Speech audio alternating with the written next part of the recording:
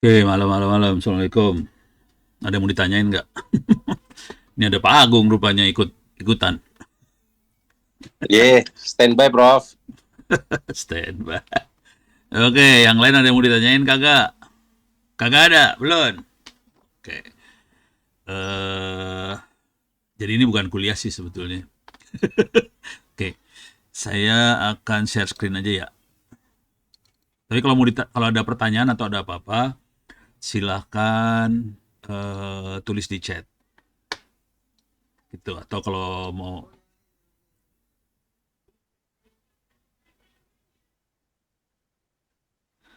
tar nih. Weh, Ilyasa nih, oh iya buat yang lain nih, Ilyasa sudah lulus 2 kuliah saya ya. Ini mahasiswa baru, tapi udah lulus kuliah saya.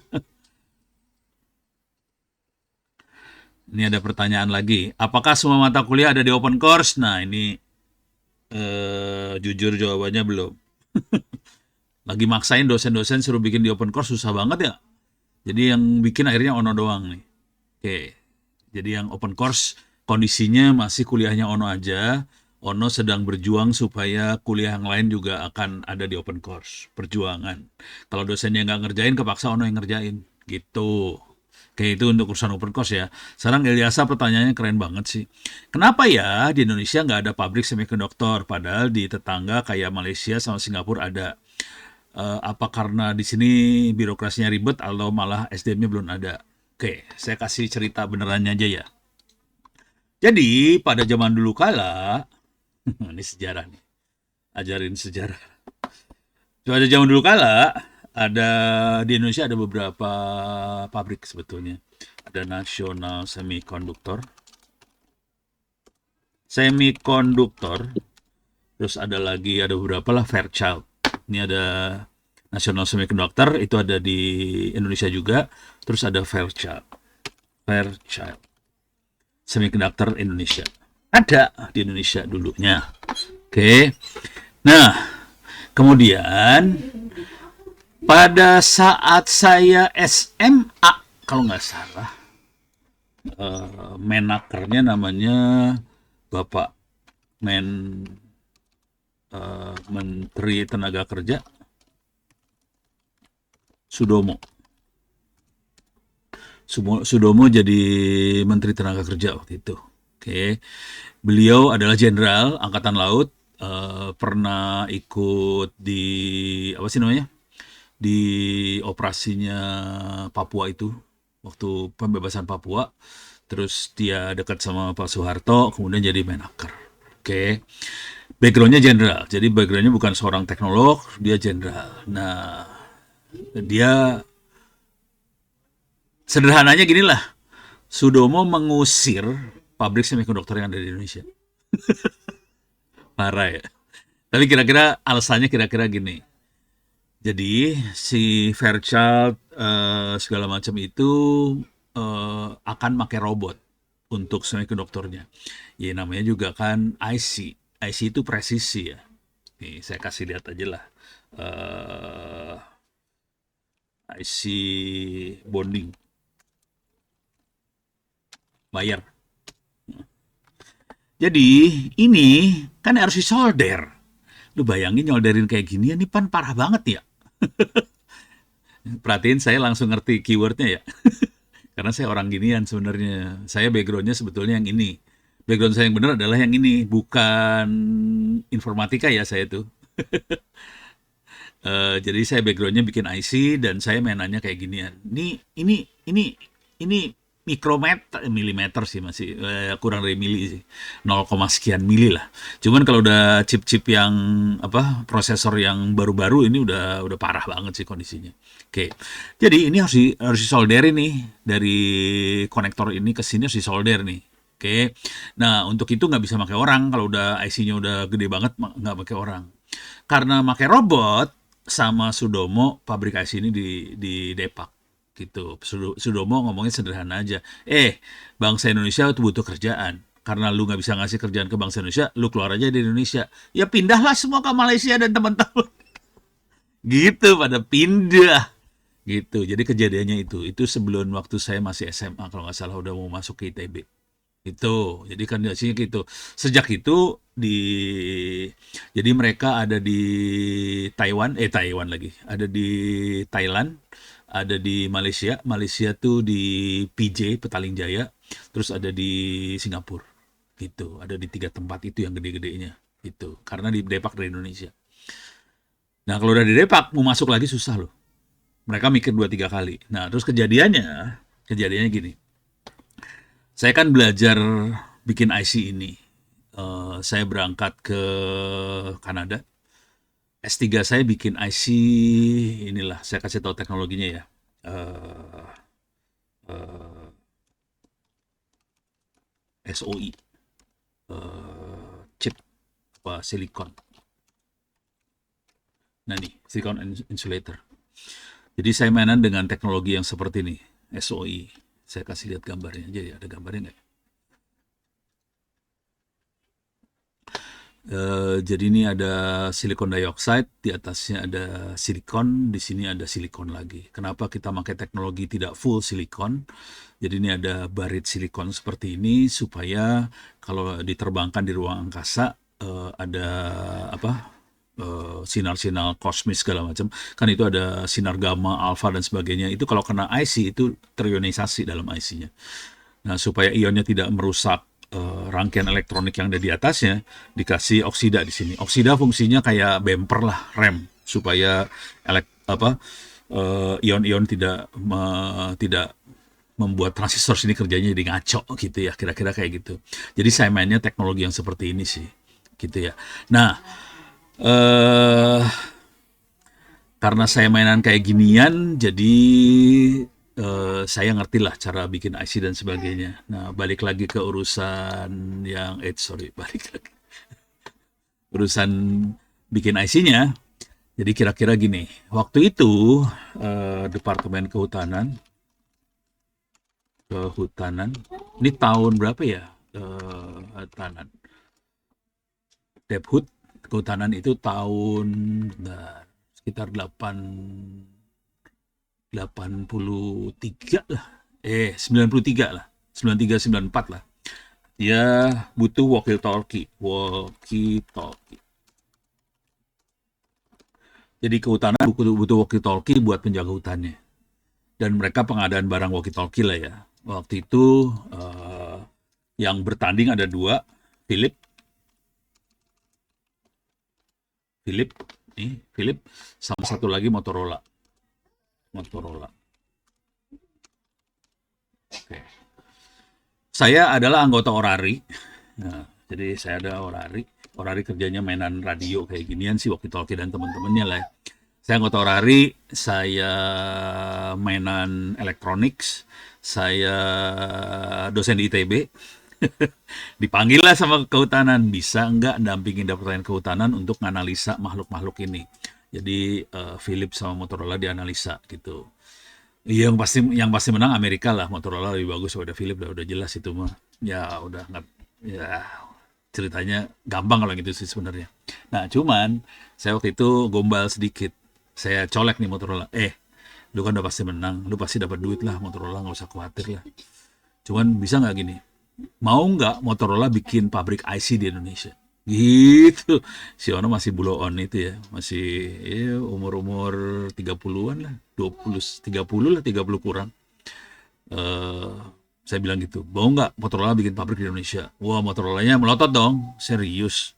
Oh, serius loh. Dengan bodohnya ngomong serius. Udah gitu Motorola langsung serius. Langsung, oke, kalau nggak gini. Kamu saya kasih tiket, kita berangkat ke Malaysia. Jadi mereka ke Motorola, pabriknya Motorola di Petaling Jaya. Oke. Nih, pabrik Motorola di Petaling Jaya. Gitu. Parah nih, gede banget loh, hati-hati. Serius dia. Terus saya juga diajakin satu lagi ke Motorola di Pineng. Ada 2. Jadi ada 2 Motorola besar ya. Satu Petaling Jaya, satu Pineng. Pineng itu urusannya untuk walkie talkie dan teman-temannya. Petaling Jaya adalah yang bikin IC-nya Motorola. Oke. Jadi Motorola Solution Malaysia SDNBHD gitu. Nah, itu gitu. Saya datang ke dua-duanya, ke PJ sama ke Pineng. Oke. Nih perhatiin nih gambar ini aja, nggak usah jauh-jauh lah. Nih gambar ini aja yang kita lihat aja nih gambar ini. Coba perhatiin gambar ini. Ini Motorola loh. Oke. Coba perhatiin gambarnya. Lama ya.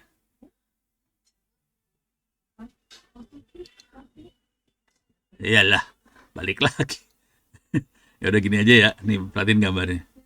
Nih rambutnya hitam semua nih di gambar ini. Jadi saya waktu di sana kaget. Ini berapa tahun yang lalu? Hampir 30 tahun yang lalu ya. Ini kan foto baru. Ini 30 tahun yang lalu udah rambutnya hitam semua. Kagak ada orang Amerikanya. Gitu. Kan bingung kan? Oke, saya masuk perusahaan Amerika atau perusahaan Malaysia sih sebenarnya. Oke, ini bagus dari Rio. Ini ceritanya gitu, terus saya colek nih orang. Ini biar kebayang ininya ya, konteksnya ya. Sebelum saya terusin ke pertanyaannya Rio. Jadi waktu saya lihat ini rambutnya hitam semua, terus di dua-duanya saya colek nih orang Malaysia. Kok kalian semuanya orang Malaysia semua sih? Ini kan pabriknya Motorola, ini pabriknya orang Amerika. Saya berangkat sama orang Amerika loh. Saya dari Indonesia, itu berangkatnya sama orang Amerika.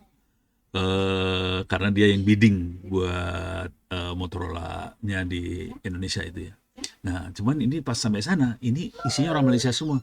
Akhirnya mereka ngomong terus terang, no, ini urusannya urusan 25 tahun. Negara konsisten buat mendukung ini semua. Gitu. Jadi, kenapa Motorola sampai bisa dari bawah sampai atas semuanya rambutnya hitam orang Malaysia semua? Karena pemerintah Malaysia konsisten untuk mendukung industrinya selama 25 tahun. Gitu. Kalau itu waktu saya datang itu 25 tahun yang lalu loh. Sekarang udah 50 tahun ya. Jadi udah lebih parah kondisinya daripada 25 tahun yang lalu. Oke. Jadi kuncinya supaya satu industri bisa hidup, jangan pernah bikin perubahan kebijakan dalam waktu 25 tahun. Gitu. Kan industri kan nggak bisa. Kalau sekarang aturannya A, nanti ganti presiden aturannya B, ganti menteri aturannya C, ganti siapa aturannya D, setorannya beda-beda-beda. Puyeng kepala ada lu urusannya. Bubar itu industri digituin mah. Karena industri butuh kepastian. Kalau nggak pasti, bubar. Gitu. Beres ya? Jadi urusannya ini yang paling penting. Nah, terus orang Amerikanya datang ke saya, ngobrol, udah selesai saya terbang ke negara-negara itu, terus dia ngomong, gue cuma minta ini aja dong, bisa nggak lu ngasih gue 100 orang? Orang yang bisa semikonduktor. Saya posisi di ITB, ngajarin semikonduktor. Saya cuma bisa ngasih paling pol 5 satu semester. Dia mintanya 100, nggak bisa. Jadi butuh waktu berapa? 20 tahun? Nggak bisa. Mabok langsung. Wah, nggak sanggup gue. Jadi saya cuma bisa kasih 5. Gitu. Terus itu satu. Dua, dia minta masalah perizinan lah, biasa. Cuman yang kita masalah besar di perizinan karena banyak tukang palak di Indonesia. Belum, kalau di Jakarta kan ada FBR lah, ada apalah. Nanti Pemda, Pemkot minta duit juga. Nanti anggota dewan lah minta setoran lah apa. Nggak tahu dah. Wah, parah banget dah. Nah, itu bikin kacau pabrik. Gitu ya. Yang lain masih lebih gampang. Jalan harus bagus, oke bisa. Air harus bagus, oke bisa. Listrik harus bagus, oke bisa. Cuman setoran kebijakan itu parah, SDM parah. Dua itu yang parah banget. Oke, beres ya. Sekarang jawab pertanyaan dari Rio. Hilman, walau terlambat dan kalah jauh dengan sama Malaysia, bisa nggak Indonesia untuk bangun industrinya? Jadi gini, jawab singkatnya bisa. Cuman kita nggak bisa fisik. Fisik kita dibabat soalnya. Fisik kita, kalau kayak Motorola kayak gini, punya bangunan fisik segala macam, kita bakal dibabat. Dibabat sama birokrasi, sama kebijakan, sama talak memalak. Jadi kita kondisi agak susah kalau fisik banget ya. Kalau kita nggak fisik, fisiknya nggak kelihatan, kita lebih survive. Gitu. Konsekuensinya, supaya kita tidak fisik banget, ya udah kita mainnya di internet gitu. Jadi kita bikin aplikasi, mainan di sebelah situ, kita relatif nggak kelihatan gitu. Kalau nggak parah banget soalnya. Kalau fisik itu didatengin soalnya, asli didatengin lu. Pemalaknya setoran inilah, ini paling blow on mah misalnya Lebaran datang, tolong dong ini apa sumbangan buat kepala ini, buat ini, bonyok dah lu, gitu ceritanya. Padahal kita udah bayar pajak ya, bayar pajak, saya aja bayar pajak tambahan lagi sono teh, nah gitu. Jadi kalau fisik bisa, software relatif bisa. Ini jujur dulu ya, ngomong terus terang aja ya. eh Beberapa temen akhirnya bikin perusahaannya di luar, bukan di dalam Indonesia. Jadi perusahaannya di luar. Ini sekitar 20 tahun yang lalu sih, nggak tahu sekarang masih gitu nggak. Eh Beberapa teman bikin perusahaan di luar, misalnya ini ada temen yang perusahaan buat inilah, buat game apa segala macam di luar, tapi dia ngambil dari Indonesia ininya, itu apa talent-talentnya. Jadi remote workers. Jadi orangnya kayak nggak kerja di rumah aja, terus kerjanya online, terus kita ngerjain dari jauh, gitu. Bisa, gitu. Jadi bisa seperti itu. Kalau fisik kita perlu berteman sama orang-orang yang main fisik juga sih, gitu. Masih masih bisa sih sebetulnya, cuman ya harus agak lebih hati-hati lah kalau main fisik lah. Itu yang jago fisik tuh Pak Agung tuh, dia mainan fisik juga kalau dia. Kalau Ono enggak, udah males banget. Jadi jawab singkatnya bisa ya. Kalau mau dengan kondisi kita yang masih lemah, maksudnya masih mahasiswa ITTS, masih belum lulus, cara mainnya, portofolionya dibangun dari hal yang tidak fisik. Jadi kita bangun pakai bikin aplikasi apa segala macam. Ini dari Mas Julius Sentur. Kalau mau buat perusahaan berapa harus di luar Indonesia. Gini, gini, gini, gini. Ya itu maksudnya kalau mau aman dari ini ya, mau aman dari pemalakan dan sebagainya, mending di luar. Cuman gini lah, kalau mau sebelum bikin perusahaan, sarannya sih kerja aja di apa startup-startup yang online-online itu. Kita kerja dulu, jangan bikin perusahaan dulu. Rasain bagaimana sebuah kita kerja di perusahaan. Jadi jangan bikin perusahaan langsung. Itu resikonya ketinggian kalau kita nggak punya pengalaman ya. Mendingan kita kerja dulu di perusahaan, magang dan sebagainya. Nah itu masih lebih supaya ada bayangan gitu. Anak saya sampai sekarang nggak ada yang punya perusahaan sih. Semua pada kerja di di startup rata-rata ya. Jadi mereka nggak ada yang PNS, nggak ada yang ASN, semuanya kerja di startup. Dan eh, semua di startup, dua tuh orang seni rupa. Ini yang seni rupa posisinya satu lagi ada di Thailand, cuman kayaknya minggu depan dia pindah ke Jepang. Satu lagi dia di startup apaan kagak tahu saya. Pokoknya lebih ke arah IO lah yang satu lagi nih, yang orang seni rupanya ya, satu ke arah IO. Tapi Indonesia dia. Nah, terus dua lagi, satu di kerja online, dia kerja dengan Polandia kalau nggak salah. Nah, dia lagi mau cari lagi, dia mau keluar dari Indonesia sih, yang itu. Jadi dia udah mau keluar dari Indonesia, di Indonesia rese. Ini jujur aja terus terang aja, yang dia itu eh gajinya 80, cuman dipalaknya 40. Jadi gaji 80, palaknya 40. Jadi saya pikir nggak dipalak, ternyata dipalak 40. Sakit hati lah dia.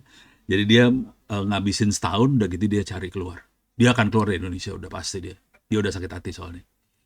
Jadi dia keluar dari Indonesia udah. Yang satu lagi, dia bikin animasi, dia kerja dengan perusahaan animasi di Belanda. Gitu. Jadi udah pada mainnya keluar semua sih, nggak di Indonesia. Gitu. Dan posisi nggak bikin perusahaan. Karena ribet. Jadi gini nih, kalau bikin perusahaan kita urusannya ribet, urusan administrasi. Administrasi, bagaimana gaji, bagaimana pajak, apa segala macam rebyek. Jadi kalau rata-rata, kalau anak saya, dia lebih fokus ke skill, ke kemampuan dia dinaikin. Jadi dia sebagai orang yang ahli dan dia akan dibayar atas keahliannya. Dia bukan untuk bikin perusahaannya.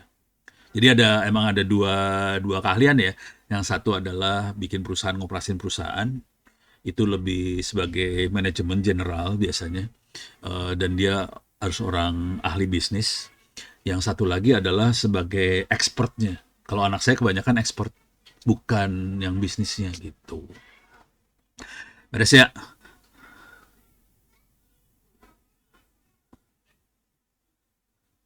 Ini ada membangun. Ini postingan dari Pak Agung nih.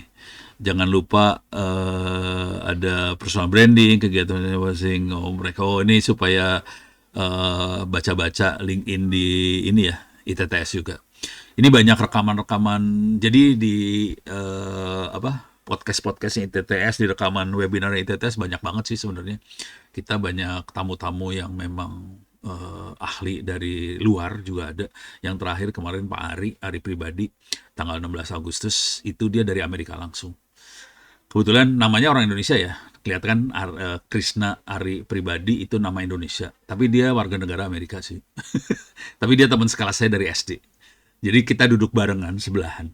Saya duduk sama dia sebangku. Dari SD, SMP, SMA sebangku terus, bayangin. Tapi dia akhirnya waktu mahasiswanya cuma 6 bulan di ITB, cabut dia ke Amerika. Dia jadi orang Amerika sekarang. Terus dia kemarin bikin ada rekaman podcastnya, webinarnya. Dia cerita bagaimana menjadi profesional IT di Amerika lah, kira-kira kayak gitu. Cuman sarannya sih kita lebih fokus ke sebagai ahlinya, sebagai expertnya gitu. Bukan bikin perusahaannya. Karena kalau bikin perusahaan lebih rebek nih urusannya. Kalau sebagai ekspor kita banyak di hire, kita banyak dipakai sama luar sih sebenarnya. Jadi di luar juga banyak orang yang bikin perusahaan dan mereka butuh manusia. Mereka punya kecenderungan untuk pakai manusia dari Indonesia sih, jujur. Ini yang ngomong adalah teman saya sendiri. Saya kasih lihat ininya deh. Bisa nggak ya? Ntar. Apa? Aposan. Situmorang. Dapet nggak ya? Coba. Wah, nggak dapet. Nggak dapet. Namanya kayak, oh ini dia nih orangnya. Nih orangnya.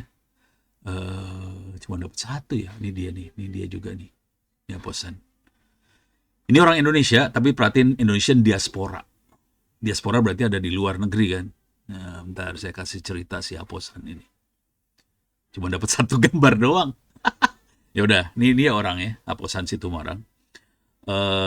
Aposan ini, oke, dia adalah direktur pemimpin ya, direktur lah ya. Diklatnya Pertaminanya Oman. Jadi bukan Indonesia, bukan Pertamina Indonesia ya. Dia jadi perusahaan minyaknya Oman punya diklat, dia direkturnya, pimpinan tertingginya. Oke. Dan saya beberapa kali diundang oleh Aposan ini ke Oman buat ngasih keynote speech segala macam di sana. Terus Aposan cerita sama saya, "No, jujur sih terus terang aja sih, orang Arab kalau milih manusia pilihannya cuma 3 manusia di dunia itu. Jadi satu, pilihan pertama, bule, pinter, mahal banget gitu. Nah, pusing kepala dah lu, tapi kalau kita memang butuh yang jago dan punya duit buat bayar mahal, mereka akan cenderung pakai bule. Kedua, pilihannya adalah murah dan brengsek. Namanya India sama Pakistan. Itu India Pakistan tuh murah dan brengsek. Yang murah pinter Indonesia. Jadi kalau dia terus terang aja si Aposan ini ngomong terus terang aja, gue nyari orang sih sebenarnya di sini karena di sini mereka nyari banget orang Indonesia di Arab. Ini Arab ya, jadi Arab nyari banget orang Indonesia. Makanya dengan kondisi seperti itu banyak sekali kita itu punya kesempatan sebetulnya kalau mau. Oke, sebentar. Ini ada pertanyaan lagi lanjutan ya dari Mas Rio Hilman. Ada nggak sih industri yang kalau dimulai atau ditingkatkan sekarang Indonesia bisa mengejar negara lain? Ada. Ada. Jangan khawatir. Ada. Dan saya udah ngalamin langsung. Jadi gini. Industri kan range-nya lebar banget ya. Tapi saya pengen beresin yang ini dulu ya tadi. Jadi terutama orang Arab tuh nyari orang Indonesia. Sebetulnya yang nyari orang bukan hanya Arab ya. Arab nyari, Eropa nyari, Taiwan nyari, Jepang nyari, Korea nyari. Jadi negara-negara itu nyari orang pinter sih sebetulnya. Konsekuensi kata nyari itu mereka punya beasiswa buat bikin orang-orang ini, gitu ya. Jadi contohnya paling gampang si Fatah Ali Hilmi. Harusnya dia lagi ke Indonesia nih sekarang. Ini Fatah ini belum diwisuda ya, ini dia orangnya Fatah. Fatah belum diwisuda di TTS. Kondisinya dia sudah 6 bulan ini ada di Taiwan dan sudah melamar untuk S2. Soalnya sama profesor di Taiwan disuruh, Fatah kamu masukin application buat S2. Dan ini beasiswa dari pemerintah Taiwan langsung gitu.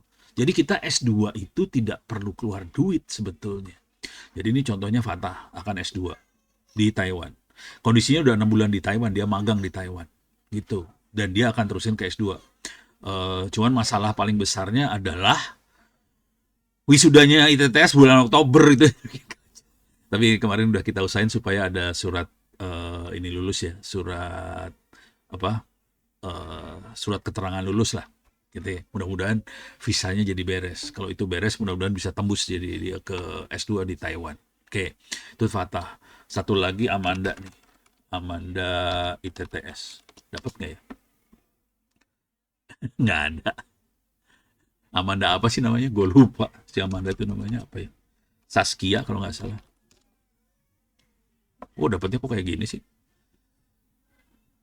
Oh, ini dia nih Amanda. Ini Amanda ya. Amanda sedang kalau nggak salah udah tahapan terakhir. Mudah-mudahan bisa tembus. Sedang ngelamar S2 di ini mau wisuda besok nih Oktober nih ya. Amanda sedang ngelamar S2 di Singapura. Oke. Satu lagi adalah Haikal Angkawijaya. Heidi, sorry Haikal lagi. Heidi. Ini ada Angkawijaya. Angka salah ya. Oh nggak ada sih. Nggak ada. Tapi Salah, Heidi. Prof. Hah? Salah. Oh, Heidi. Oh, salah. Tetap aja kakak keluar. Ya udah, pokoknya si Heidi itu punya paper jurnal S2 lagi Sinta 2 ya. Dan dia sekarang posisinya dia belum di wisuda juga semester 8 harusnya bentar lagi di wisuda Oktober ini dan dia rencananya mau udah kerja di Telkom rencananya pengen S2-nya di Eropa lah kira-kira gitu. Nah, beres ya. Jadi Anda sebagai mahasiswa ITTS bisa sampai level itu sih sebenarnya. Kuncinya adalah eh, terutama Heidi dan Fatah itu kuncinya adalah bikin buku paper journal. Dari sekarang ngerjainnya, jangan nanti ditunda-tunda. Ini kebiasaan mahasiswa besok-besok. Heidi Angka Wijaya Teja, coba. Terima kasih Pak Agung. Klik kanan copy, saya masukin sini. Kagak keluar, keluarnya angka doang. Keluarnya nilai. Jadi mah mukanya susah, dia mah parah. Ada itu dibenerin dulu, Prof, itu. Mana? Itu tulisannya itu. Oh ini. Wijana. Oh Wijaya. Wijana, bener itu. Oh Wijana. Itu, iya itu bener itu. Oh yang benar Wijana. Iya. Tahu. Oh ini dia nih orangnya nih. Ini orangnya. Tampangnya culun-culun kayak gini sih. Tapi keren banget sih. Oke, beres ya. Jadi ini contoh yang lain adalah Heidi. Tapi kuncinya dari makhluk-makhluk ini adalah mereka rata-rata nulis. Heidi ini lagi nulis buku yang paper jurnal yang kedua lagi nulis. Fatah juga lagi nulis paper jurnal, tapi bukunya udah 2 sih Fatah. Gitu, rata-rata penulis semua sih. Jadi kalau Anda mau sampai level kayak gini, mulai dari sekarang nulis. Nulis paper jurnal kalau bisa, jangan buku sih sebenarnya. Nulis paper jurnal. Oke. Itu buat supaya bisa sampai level yang ini. Dan jujur si Taiwan, Arab dan sebagainya mereka nyari orang. Dan kalau udah punya paper jurnal dari sekarang, buat nembusin yang kayak gitu gampang. Kira-kira gitu ya. Nah ini dari Mas Rio Hilman. Industri kalau dimulai di tingkat sekarang bisa nggak ngejar negara lain? Bisa banget. Oke, minimal minimal ini dari orang-orang aja kita masuk ke negara lain sih sebenarnya. Jadi orang-orang kita bisa nembus. Jadi kalau saya pribadi bukan ngejar industri sih, jujur. Kalau gua lebih ngejar manusianya. Jadi manusianya kita pinterin, kita jadi kalau saya sih ya, nih ya, biar kita selamat hidupnya daripada kita bikin industri. Pusing urusannya sama birokrasi, sama perizinan, sama bayar pajak segala macam pening kepala. Mendingan kita keluar negeri. Ini sorry aja nih kalau saya alirannya yang gitu soalnya. Mendingan kita kerja buat luar, duitnya dari luar, posisi kita di luar juga nggak masalah kalau saya sih. Udah kita keluar aja gitu nggak masalah. Soalnya kalau kita bikin di dalam, kita akan rebek urusannya urusan birokrasi. Birokrasi, urusan setoran, urusan kiri kanan, segala macam lah. Kalau kita keluar, kita fokus ke keahlian aja. Dan itu yang membuat kita bisa naik tinggi. Gitu. Secara pribadi ya. Cuman di antara kita-kita yang ada di luar ini, yang kita keluar yang profesional ini saling tetap hubungan satu sama lain gitu. Jadi kalau butuh apa-apa langsung, oh gue tahu yang jago ini si ini ada di sini, yang jago ini ada di sini ada di sana. Jadi saling saling tahu semua. Nah kalau kita lagi butuh, kita tinggal tarik aja. Yang dibutuhin tarik tuh bukan tarik secara fisik kadang-kadang. Tariknya bisa aja keahliannya kita remote working juga nggak masalah sih. Jadi bisa kayak gitu. Kan sekarang yang namanya produk kan bisa software. Kalau software kan bisa tinggal upload aja, copy, paste, transfer. Jadi kita bisa kerjain dari mana aja sih. Cari posisi yang paling enak dari sisi apa pajak dan sebagainya. Kalau anak saya ini yang satu ini lagi mikir dia kayaknya lagi pengennya ke Belanda sih. Soalnya di Australia kayaknya parah juga, rada susah. Jadi dia lagi pengennya kayak ke arah Eropa dia lagi mikir ini. Itu. Jadi kalau saya ke arah situ. Dan ini kejadian sama India sih. Gitu ya. Jadi kisahnya gini India. Jadi jadi saya mulai S2 S3 tuh tahun 95 lah. 95 96 saya berangkat ke Kanada. Nah, di Kanada itu waktu saya kuliah itu di kelas rambut mahasiswanya warnanya hitam semua. Paling ya adalah yang pirang-pirang bule itu ada cuma satu orang. Tapi hampir semuanya itu rambutnya hitam. Bayangin, ini negaranya namanya Kanada. Belum kalau di Amerika, Amerika lebih parah sih. Amerika lebih parah. Jadi di Kanada itu yang S2, S3 rata-rata dari India sama dari Cina. Dua itu. Kalau di Cina, orang Cina akan keluar dari Cina karena pemerintah Cina tidak ini ya. Apa kan ada tahu sejarahnya ini nggak ya? Tiananmen, Tian, Tiananmen. Nah ini nih, Square 98. Ini kayak demo-demonya DPR hari ini sih. Sama, kayak gitu. Oke. Ini ada yang gelo nih, ngelawan tank. Ini kayak gini lah di Cina. Tahun 98. Oke. Nah ini kejadian sama Indonesia hari ini. Pemerintahnya kagak sadar sebenarnya ini kayak gini Cina tuh. Jadi mahasiswa berontak ngelawan negara, ya bayangin negaranya punya tank. Ya kelindes yang ini kan ya. Akibatnya apa? Mereka terbang semua. Jadi orang-orang Cina ini pergi semua. Ini kayak gini nih masanya. Jadi mereka pergi ke Kanada, ke Amerika. Nah waktu saya di Kanada parah. Jadi kan saya ngobrol sama mahasiswa Cina ini ya. Kalian kesini gimana? Saya cuman beli tiket satu arah ke Kanada. Gitu. Biasanya kalau orang-orang kalau beli tiket pulang pergi. Jadi mereka berangkat dipastiin punya tiket balik. Kalau orang Cina kagak, berangkat satu arah dan dia nggak punya duit. Jadi mereka betul karena posisinya dia di Cina bakal mati, ya udah gue keluar aja dari Cina. Kalau di Kanada gue mati, ya udah nasib gue mati. Jadi memang kayak gitu. Kalau kita yang normal, kita akan planning semuanya, tiket akan dua arah, dan saya punya uang, cukup uang buat hidup di negara itu. Kalau mereka enggak. Mereka akan berangkat dengan tiket satu arah, sampai sana gue kagak tahu mau makan apa. Parah separah itu. Konsekuensi dari separah itu, mereka hidupnya benar-benar survive. Jadi benar-benar apa? Kalau ngelihat, jadi mereka caranya nyewa satu rumah yang misalnya cuma 3 kamar diisi 15 orang. Kayak gitu. Kalau kita satu rumah 3 kamar 3 orang doang. Mereka 3 kamar 15 orang. Cina. Ya udah, emang kayak gitu. Udah gitu supaya bisa hidup. Mereka kerja keras. Kerja kerasnya gimana? Mereka kerja jadi asisten dosen. Duitnya nggak seberapa. Supaya bisa dapat duit tambahan, mereka jadi asisten peneliti. Si dosen-dosen kan punya dana penelitian ya. Mereka sekalian jadi asisten peneliti si dosen tadi buat ngerjain kerjaan rebek-rebek penelitian. Pokoknya gue dibayar, gue hidup. Dan orang-orang Cina sama India kayak gitu. Kalau India kasusnya nggak separah Cina. Kalau India itu karena negaranya miskin. Jadi mereka banyak yang keluar, yang jago-jagonya pada keluar semua ke Amerika dan sebagainya. Efeknya kelihatan hari ini sih sebenarnya.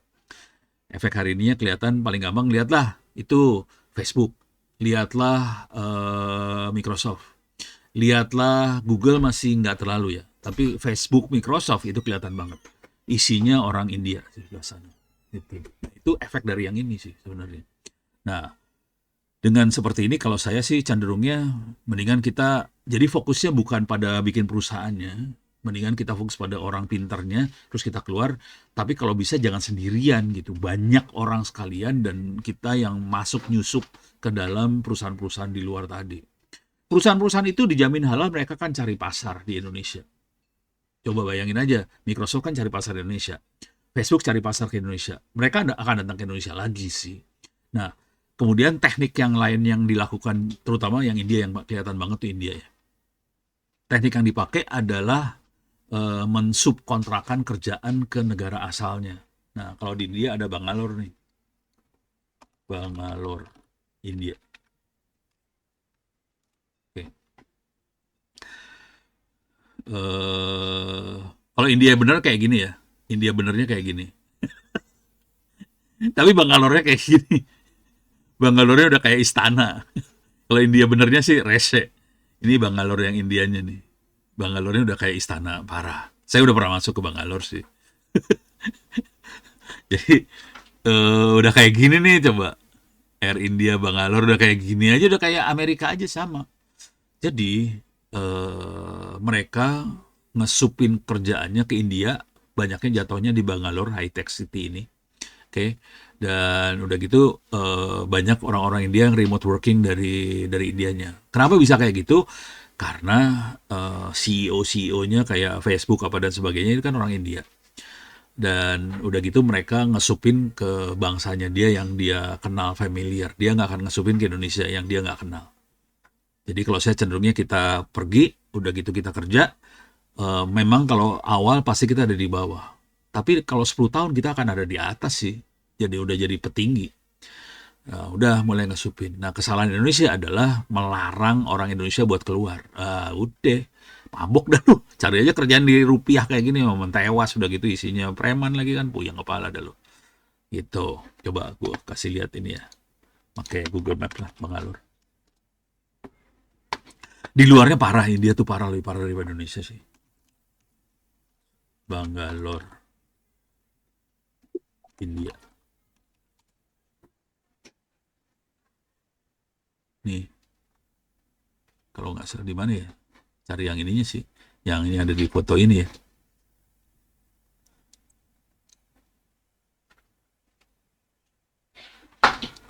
Susah lah. Nggak familiar ya. Ntar. Bisa kelihatan nggak ya? Susah. Nggak dapet. Tapi ya kayak gini nih bentuknya udah. Asli. India yang kayak gininya. Jadi India benernya parah sih, asli. Jadi dari Bangalore saya diajakin ke desa di selatan India sih waktu itu. Di daerah mana ya? Pokoknya sekitar dari Bangalore ini sekitar 2 jam, 3 jam ke arah selatan lah. Masuk ke desa. Nih ngomong jujur dulu ya. Desa Indonesia jauh lebih bagus daripada desa India. Jadi di India itu, di desanya, orang tinggalnya kayak di kandang kambing kalau di Indonesia. Asli.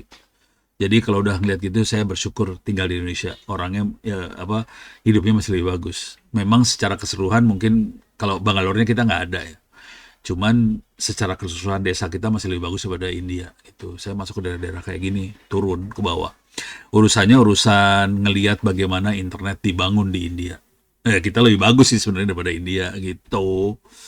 Itu poinnya itu aja. Sorry, saya berusaha nyari Bangaluru sih nyebutnya. Eh, Silicon Valley.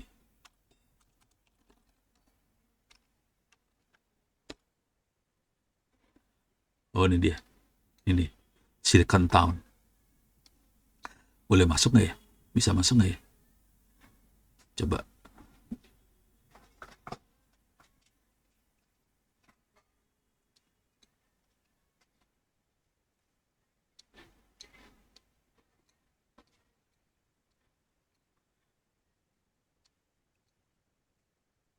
Ini pura-pura aja ya nih.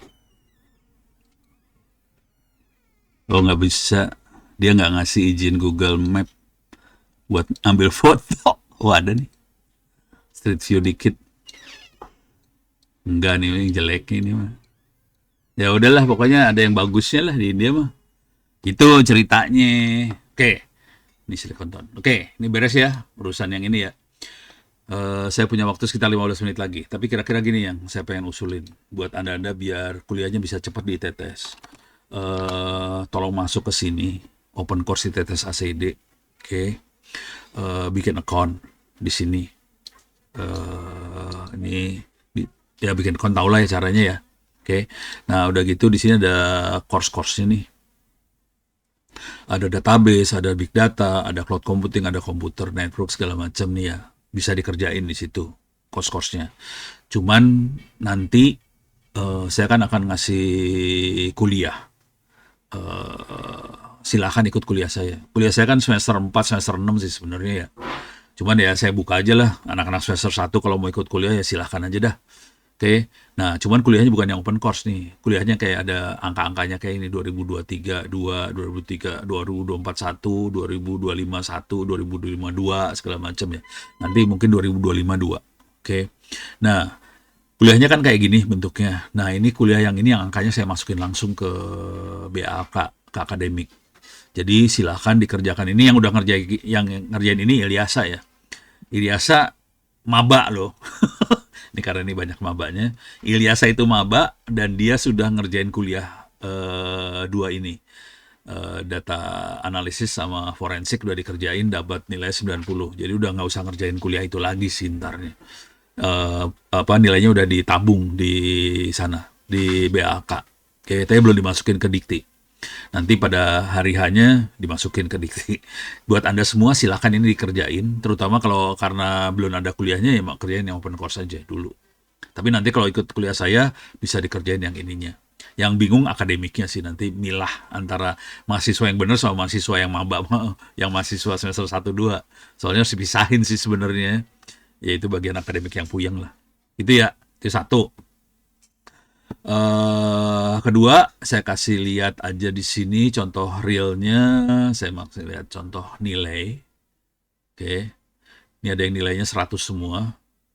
Namanya Voentra. Mana nih Voentra? Gak kelihatan. Coba gue cari. Ini lihat di atas dulu. Bisa dicari nggak? Ini dia.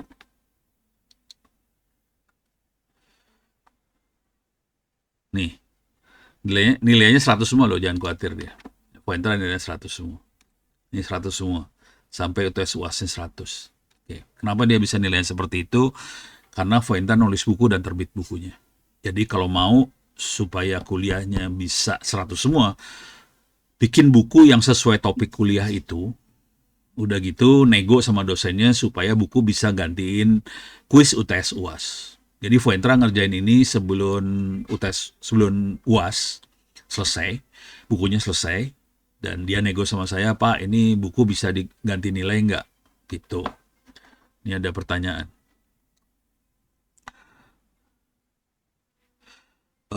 Untuk sertifikasi bisa pengganti SKS nggak? Kalau bisa, kriterianya seperti apa? Bisa. Kriterianya gini, ngomong sama dosennya, nego sama dosennya, Pak, misalnya punya sertifikasi CCNA, punya sertifikasi MTCNA apa segala macam, Pak, bisa nggak sertifikat ini gantiin kuis UTS UAS. Oke. Beberapa anak punya beberapa, misalnya jaringan terutama ya, anak-anak jaringan punya banyak sertifikat kan. Nego sama saya, Pak, saya punya sertifikat ini nih, oke. Itu sertifikat saya ganti buat UTS ya. Jadi UTS-nya udah 100 duluan, gitu. Kuis UTS, kuis-kuis juga bikin saya 100. Tapi kalau sertifikatnya banyak, udah saya kasih 100 semua sekalian gitu. Untuk satu course untuk satu mata kuliah atau ada yang untuk beberapa mata kuliah. Itu jadi sertifikat itu dinego untuk masing-masing dosen. Negonya untuk masing-masing dosen gitu ya. Kalau ngisi materi di LPPM ITTS apakah bisa dikonversikan ke nilai? Kondisi hari ini belum bisa. Cuman yang webinar di LPPM kita butuhnya bukan buat nilai yang itu sih. LPPM itu buat marketingin masing-masing personal. Jadi masing-masing mahasiswa kalau ngasih materi di webinarnya ITTS, ini tujuan akhirnya supaya nama Anda naik ke atas dan Anda akan direkrut sama perusahaan-perusahaan. Gitu. Ini tujuannya buat jual diri sih sebetulnya. Jadi ini nggak terlalu berhubungan sama nilai ini gitu. Jadi lebih ke personal branding ya gitu. Dan itu enak banget buat nanti di profile kita. Jadi waktu kita bikin CV, bikin profile, saya udah jadi narasumber di webinar ini. Nah, itu perusahaan udah mulai serem nih. Dan kemampuan latihan buat ngomong di webinar itu nggak gampang loh. Oke. Nah, itu nanti koordinasi sama yoga tuh. Yoga ada lagi.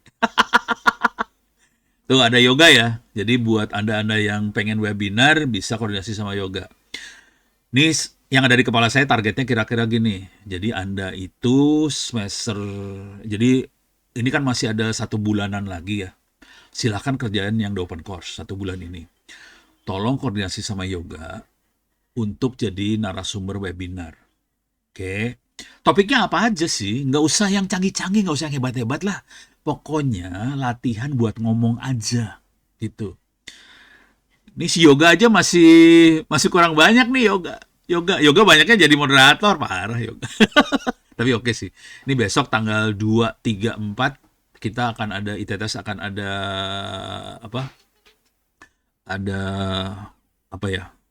bukan hosting lah, ada pameran di Jakarta Fair, JI Expo. Nah, di situ yoga akan nampilin dia bikin radio pakai komputer. Gitu. Jadi keren juga sih yoga sebenarnya, cuman dia belum jadi materi ini aja. Submission materi kirim ke siapa? Yoga. Tuh orangnya ada tuh di chat. Jadi lebih yang ditunggu lebih ke arah judul sama ya topik gitu. Kalau ada slide-nya syukur sih sebetulnya. Materinya nggak usah canggih-canggih, nggak usah hebat banget, nggak usah. Misalnya materi yang paling blow on gini ya, cara bikin website. Itu juga nggak masalah sih. Jadi jangan mikir materinya harus hebat banget, enggak. Ini kan cuman biar kita latihan ngomong sih sebetulnya. Cara bikin website juga nggak apa-apa. Nih materi yang paling blow on ya. Ini kita ITTS kan baru ngelepasin buku ini AI buat bisa diambil di sini ya. intechpress.itts.ac.id/buku-gratis. Saya ulang ya. Intech, saya copy paste lah. Intechpress. Nih. Ini Intechpress ITTS ACID, buku gratis. Ini adalah buku AI buat SMP dan SMA. Oke, di sini ada yang kelas 7, 8, 9, semester 1, 2 bisa dibaca online, bisa di-download. Terus yang SMA kelas 10, 11, 12. Ini materinya gampang, asli gampang banget. Oke. Materi ini juga nggak masalah dipakai buat webinar di ITTS. Contoh, saya kasih contoh ya materinya ya. Ini saya pakai Google Teachable Machine. Ceritain tentang cara pakai Google Teachable Machine juga nggak masalah. Soalnya apa? Ini guru. Nah, ini nih cara Nah, ini ceritanya gini nih. Nah, ini, wait, sorry. Ini ada dia apa pengenalan ini ya, pengenalan ada yang mengenalin suara. Kalau suara ini tepuk tangan, ini ada marshmallow, ini non marshmallow, oke. Ini ada muka sama mie, ada mie endok, ada yang metal bukan metal gitu. Ini ada yang posenya tree, ada yang posenya wing gitu kan. Jadi ngenalin pose, ngenalin suara, jadi cerita tentang ini di webinar juga nggak apa-apa. Guru-gurunya banyak yang nggak tahu sih soalnya. Istilahnya roasting ya, dengan senang hati. Kalau mau gombal sih gini ya, coba presentasi ke teman-teman juga nih. Ini buat Tio ya, yang lagi bikin tulisan, apakah berkenan saya kasih review dengan senang hati, mau di roasting. Oh, istilahnya roasting ya, roasting kan ini ya, apa, dibakar. Boleh, boleh, boleh, boleh. Kalau mau enak sih sama di antara teman-teman sih, di roasting juga nggak masalah sih. Kalau saya kan suka nulis buku, udah gitu saya sebarin. Udah gitu ada yang protes, ya udah saya benerin aja. Jadi emang bener tekniknya harus gitu ya. Jadi materinya nggak usah canggih-canggih, yang blown-blown aja. Udah gitu mulai bikin webinar. Dari webinar ini, nanti pelan-pelan kita mulai masuk bikin buku. Dari buku kita nulis paper journal. Yang nilainya tinggi sebenarnya paper journal sih. Karena di situ kita harus ngerti gimana cara melakukan penelitian, dapetin novelty. Novelty adalah dapetin sesuatu yang baru tuh seperti apa, cara ngelaporin sesuatu yang baru seperti apa, cara dapetin referensi seperti apa. Kalau buku tekanan itu nggak terlalu tinggi. Kalau udah paper journal tekanannya tinggi banget gitu.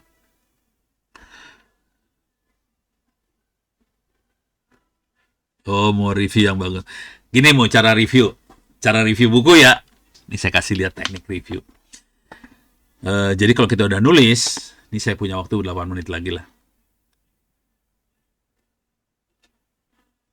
Jangan lupa daftar ulang. Bisa dicek di MHS ITTS ACID kalender akademik tanggal 8 September ngambil KRS. Harus daftar ulang dulu untuk bisa, terus tanggal 20 apa tuh ya. Oh, ini ada jawaban dari Yoga. Untuk submission workshop bisa ke Pak Anas atau ke saya juga boleh, no, ke Yoga juga boleh. Sekarang buat roasting buku. Oke, cara yang ono pakai gombal sih sebenarnya caranya. Cara roastingnya pakai ChatGPT aja. Nih, nih, cara roasting ya. Apa yang bisa saya bantu? Nah, ini saya kasih lihat beberapa buku saya yang baru ditulis lah. Saya masuk ke sini, ini bukunya bisa bisa ini semua buku saya bisa di-download di sini lah. S.id. Nih, saya ambil saya balik lagi ya. S.id free OWP ebook. Saya ambil URL-nya. Silakan di-download bukunya di situ ya. S.id free OWP ebooks. Oke. Ini saya masuk ke sini. Ini banyak bukunya. Bukunya banyak banget. Soalnya bukunya ditulis pakai ChatGPT. Asli. Tapi nggak, saya kasih lihat prom-promnya lah. Saya kasih icip-icip promnya. Promnya nggak sederhana sih. Promnya rumit. Ini saya cari prom. Prom.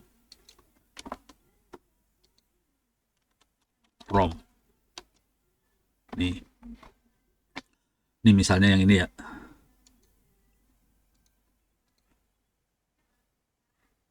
Mana dia?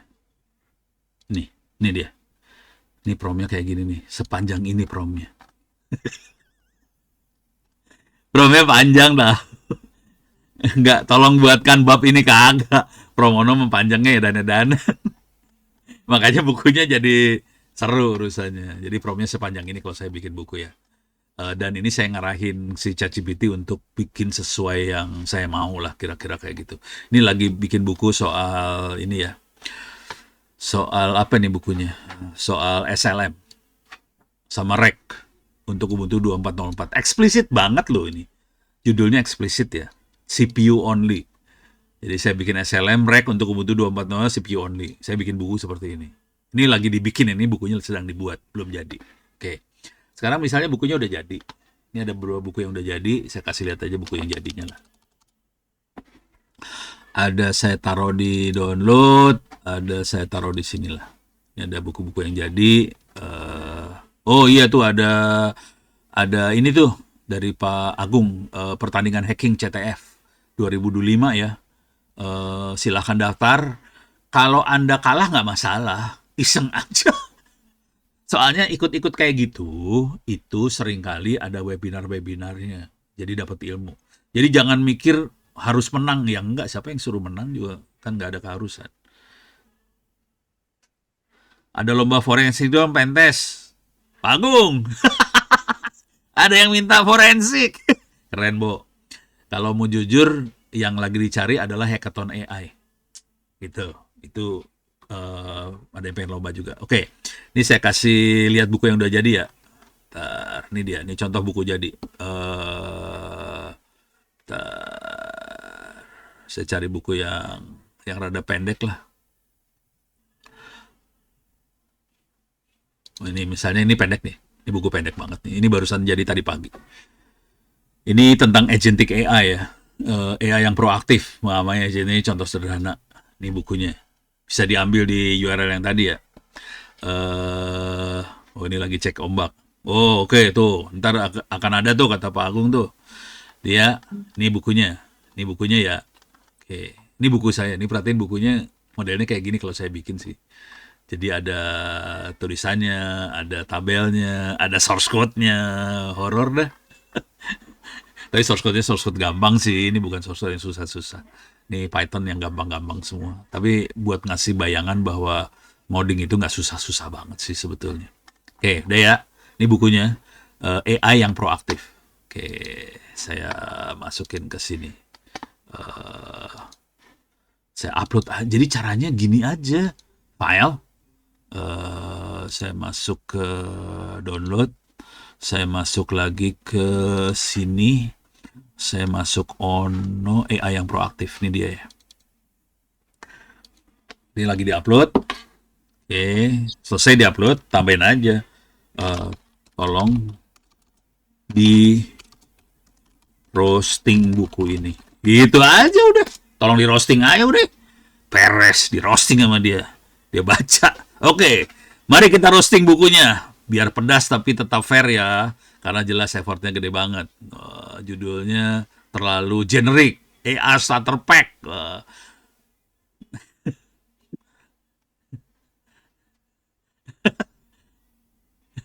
Kedengarannya kayak judul workshop 1 pagi buat mahasiswa. Padahal isinya lumayan serius. Ada Python Code Framework. Ada referensi IEEE. Jadi judulnya terlalu kurang ini ya. Oke. Python everywhere, levelnya Hello World plus plus. Jadi emang sengaja saya kasih. Jadi dia tahu nih, kelihatan Pythonnya bukan Python yang berat banget. Memang sengaja sih supaya bukunya nggak terlalu berat. Tapi kalau orang baca Python udah ya gitu ya. Terus contoh yang dipakai berulang kali, pesan kopi otomatis sebenarnya ini jadi kurang kreatif lah. Terus executive summary sama dengan sales pitch. Terasa nih langsung di roasting sama dia tuh. Nih kesimpulannya, buku ini cocok banget buat pemula banget yang baru mau mengenal AI agentic, bukan orang yang pernah ngoprek AI serius. Bahasanya sederhana, ada Python-nya, gampang dicerna. Kurangnya banyak repetisi, contoh klise, kodenya tuh basic, mereka yang udah biasa AI. Gitu. Ibarat makan kayak Indomie rasa original, mudah masuk, semua orang ngerti, tapi jangan kaget kalau pembaca expert bilang, lah ini doang gitu. Emang gitu targetnya sih sebenarnya. Bukunya emang targetnya ke situ, disengaja. Gitu, beres ya. Jadi roasting pertama paling gampang pakai ChatGPT sih. Bener gitu. Siapa tahu mau cek, saya lagi mau menulis juga di Artifact Supplies kalau ya tuh udah ada yang nawarin tuh. Tuh Tio udah nawarin. Oke. Kalau bisa gini sih, buku nggak masalah. Cuman kalau bisa targetin nanti buat pengganti skripsi, kalau bisa paper jurnal sih. Ini kalau sampai paper jurnal, dosen-dosen pada keder juga soalnya. Jadi kalau biasanya ya, kalau yang buat penulis paper jurnal, dosennya waktu nguji udah hampir nggak nguji. Kalau masih buku masih dihajar sama dosen. Tapi kalau udah paper jurnal, dosennya rata-rata udah cukup inilah apa menghargai Anda itu. Jadi kalau paper jurnal lebih hormat sih, kira-kira gitu ya. Oke, sudah jam 8 nih, nggak kerasa kan? Mudah-mudahan bisa ngasih gambaran. Kalau ada apa-apa, silahkan kontak saya. Ini saya kasih ono.indo.net.id. Kalau Pak Agung juga ada sih, agung@ittsaCid. Satu lagi Gmailnya gue susah ngapalinnya, Kopas Naon lah. Pak Agung punya. Yoga juga adalah emailnya. Tapi Yoga sama ini pada pakai WhatsApp semua juga sih. Oke, lagi menggarap fishing di combine Maya, kobak lanjri goblok edan. Oke, Tio oke. Oke. Yang penting kuliah dikerjain juga ya dari sekarang. Kalau udah ini kayaknya udah level-levelnya udah keren-keren nih. Tanggal 27 jadi ke kampus jadi. Tanggal 27 hari Kamis ya. Ntar saya kasih lihat. Oh, ukur jubah ya tanggal 27 ya? Ya udah, ukur jubah. Oke, udah dimasukin ke agenda. Oke, sip. Oke, terima kasih banyak. Mudah-mudahan bisa kasih wawasan. Kita insya Allah coba saya cek minggu depan ya. Minggu depan harusnya bisa, nggak ada masalah. Kok Oktober sih? September. Minggu depan harusnya bisa. Tanggal 2, 3, 4 saya akan ada di JI Expo. Oke.